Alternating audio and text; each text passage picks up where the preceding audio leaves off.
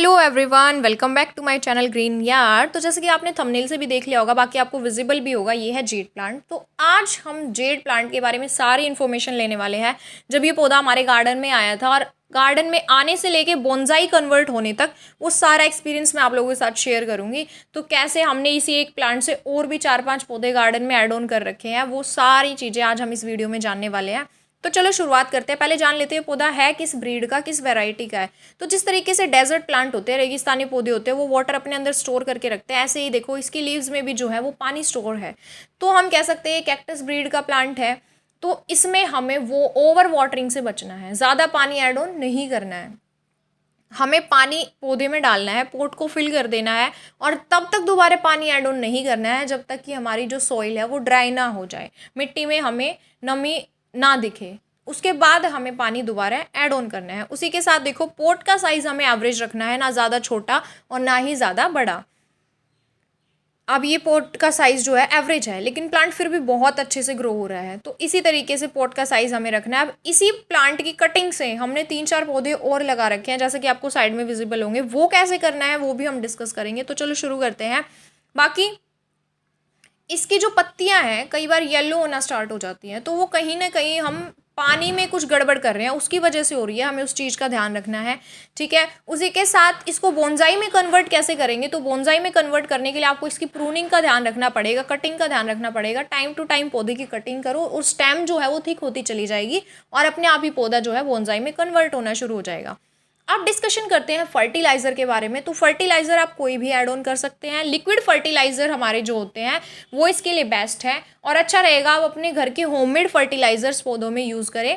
उसी के साथ 15 से 20 दिन का गैप कम से कम आपको मेंटेन करना है एक बार फर्टिलाइज़र ऐड ऑन करने के बाद, जब आप दोबारा ऐड करेंगे फर्टिलाइज़र। बाकी जो भी आप गार्डन में फर्टिलाइज़र यूज़ करें आप इसमें ऐड ऑन कर सकते हैं, उससे कोई इशू नहीं है। उसके साथ हम जान लेते हैं कि कटिंग से कैसे ग्रो करना है। अब देखो कटिंग से पौधे को ग्रो करना ना बहुत ही मुश्किल टास्क लगता है कुछ पौधों में, ठीक है। कुछ पौधे ऐसे होते हैं जिनकी कटिंग को ग्रो होने में काफ़ी टाइम लगता है, 1.5 से 2 महीने तक भी लग जाता है हमें कटिंग में रिजल्ट शो होने में कि हाँ ये नया पौधा बनना शुरू हो गया है। लेकिन इसकी कटिंग बहुत ही ईजी टू ग्रो है। जैसे ही आप इसकी एक कटिंग लोगे उसके बाद एक दूसरे सेपरेट पॉट में लगाओगे, थोड़े ही दिन बाद आपको रिजल्ट शो होना शुरू हो जाएंगे।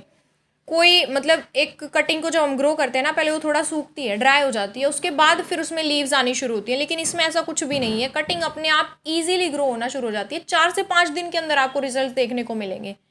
तो इस तरीके से आप जो है एक ही प्लांट से काफ़ी सारे प्लांट अपने गार्डन में ऐड ऑन कर सकते हैं। बाकी देखने में बहुत ही सुंदर लगता है। आप इसको किसी भी शेप में ग्रो करवा सकते हैं, एक वायर की हेल्प से किसी भी पिकॉक या किसी और सर्कुलर शेप में भी आप इसको ग्रो करा सकते हैं। आप इसमें एक वायर लगा दें और उसी के अकॉर्डिंग जो उसकी ब्रांच है वो अपने आप ग्रो होना स्टार्ट हो जाएगी। अब ये जो 2 साइड में प्लांट्स लगे हुए हैं, आप इस तरीके से भी जो है इसको ग्रो करा सकते हैं। एक है हमारा जो वर्टिकल है, तो उस तरीके से आप इसकी कटिंग कर दो। बाकी एक है जो पोट में पूरा स्प्रेड हो रखा है, तो आप इस तरीके से भी उसकी कटिंग कर सकते हैं। जिस हिसाब से आप पौधे की प्रूनिंग करेंगे, कटिंग करेंगे, पौधा उसी तरीके से ग्रो होना शुरू हो जाएगा। तो इस पौधे में प्रूनिंग भी जो है वो एक मेजर रोल प्ले करती है, उसका भी हमें ध्यान रखना है। टाइम टू टाइम पौधे की कटिंग ज़रूर करनी है। अब आपको ये विजिबल होगा, देखो ये ब्रांचेस जो हैं वो नई ब्रांचेस निकली हुई हैं, वो इसीलिए कि टाइम टू टाइम जब आप पौधे की कटिंग करोगे तो नई नई ब्रांचेस होंगी और पौधा अच्छे से स्प्रेड होगा और बहुत ही सुंदर लगेगा देखने में। बाकी आप इसको हैंगिंग पॉट्स में भी लगा सकते हो। हैंगिंग पॉट्स में जो है इसकी ब्रांचेस नीचे की तरफ फैलना शुरू हो जाएंगी और वो भी बहुत सुंदर लगती हैं देखने में। आप ट्राई करके ज़रूर देखना।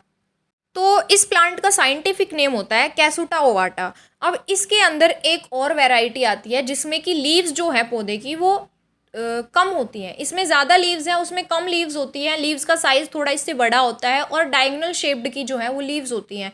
दोनों ही लगभग सिमिलर हैं, कुछ माइनर से डिफरेंस हमें देखने को मिलते हैं। बाकी आपको जो भी अवेलेबल हो आपके आसपास नर्सरी में आप लेके आ सकते हो अगर आप इसको गार्डन में लगाना चाहते हो।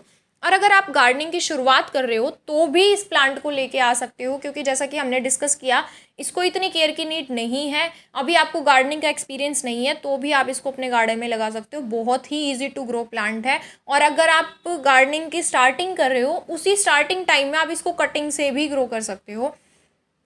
और देखने में भी बहुत ही सुंदर लगता है। तो ये थी कुछ चीज़ें जो हमें जेड प्लांट के लिए ध्यान रखनी है। बाकी कोई और इशू अगर आप जेड प्लांट के रिगार्डिंग फेस कर रहे हो देन आप कमेंट कर देना। Thank you for watching.